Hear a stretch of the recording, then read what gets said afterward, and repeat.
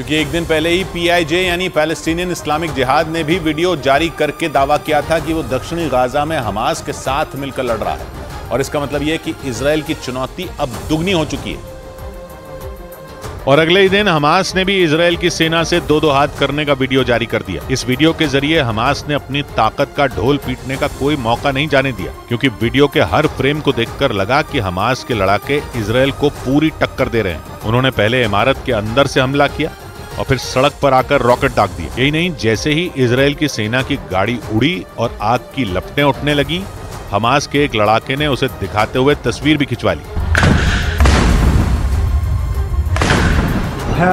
Hamas ने इस video के जरिए माहौल बनाते हुए ये दिखाने की कोशिश की कि उसके लड़ाके इजराइल से नहीं डरते।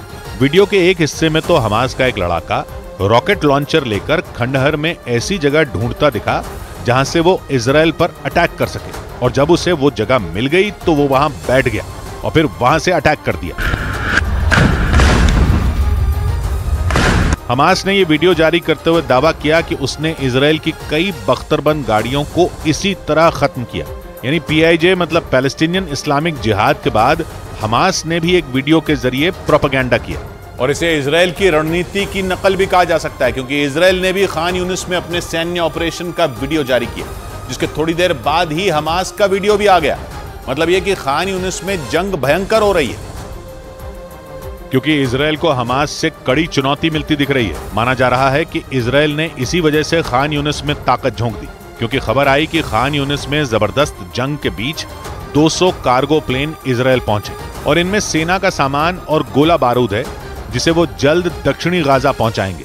ये जानकारी इजराइल के रक्षा मंत्रालय ने दी, लेकिन ये नहीं बताया कि ये कार्गो प्लेन किस देश ने भेजे हैं, जबकि इससे पहले अमेरिका 45 कार्गो प्लेन इजराइल भेज चुका है। लेकिन इस बार ये पता नहीं चल पाया कि इजराइल को किस देश से मदद मिली।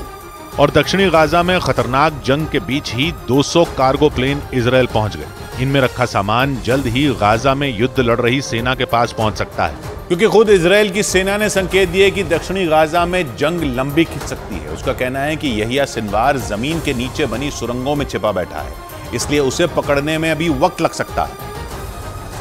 और इसके लिए इजराइल की सेना को खान यूनिस में डट कर लड़ते रहना होगा। इजराइल की सेना ने बयान दिया कि दक्षिणी गाजा की लड़ाई उसके लिए जरूरी है, क्योंकि केवल यहिया सिनवार ही नहीं बल्कि हमास के कई कमांडर दक्षिणी गाजा के खान यूनिस में मौजूद हैं। इनमें यहिया सिनवार का भाई मोहम्मद सिनवार और मोहम्मद दईफ जैसे हमास के कमांडर शामिल हैं, और ये सभी लड़ाके रफा बॉर्डर के रास्ते मिस्र भाग सकते हैं, क्योंकि दक्षिणी गाजा का खान यूनिस रफा बॉर्डर के नजदीक है। और इसीलिए इजराइल ने खान यूनिस में हमास के अंत के लिए जमीन आसमान एक कर दिया और पहले दक्षिणी गाजा के खान यूनिस को घेरा और फिर वहां घुसकर हमास के ठिकाने उड़ाने शुरू कर दिए। इस दौरान इजराइल ने खान यूनिस की 30 सुरंगों को भी निशाना बनाया, क्योंकि इजराइल की सेना का कहना है कि हमास का पूरा राजनीतिक और सैन्य नेटवर्क खान यूनिस में ही फैला है, जिसे यहिया सिनवार और मोहम्मद दईफ जैसे हमास के कमांडर ऑपरेट करते हैं। लेकिन जैसे ही इजराइल की सेना खान यूनिस में घुसी, वैसे ही हमास के कमांडर सुरंगों में दुबक गए। और इन कमांडरों को ढूंढने के लिए इजराइल की सेना ने पहले खान यूनिस को घेरा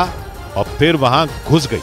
फिलिस्तीन का कहना है कि इजराइल के हमले में वहां के सैकड़ों आम लोगों की जान जा चुकी है। इस वजह से संयुक्त राष्ट्र भी इजराइल पर भड़का हुआ और उसने गाजा में युद्ध विराम की मांग कर डाली।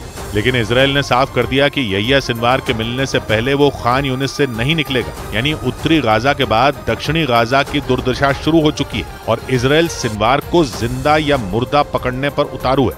और उसी दक्षिणी गाजा के रफा इलाके से एक ऐसा वीडियो सामने आया जिसे देखकर लोग सहम उठे, क्योंकि वहां रफा इलाके में मौजूद एक इमारत पर जोरदार मिसाइल हमला हुआ।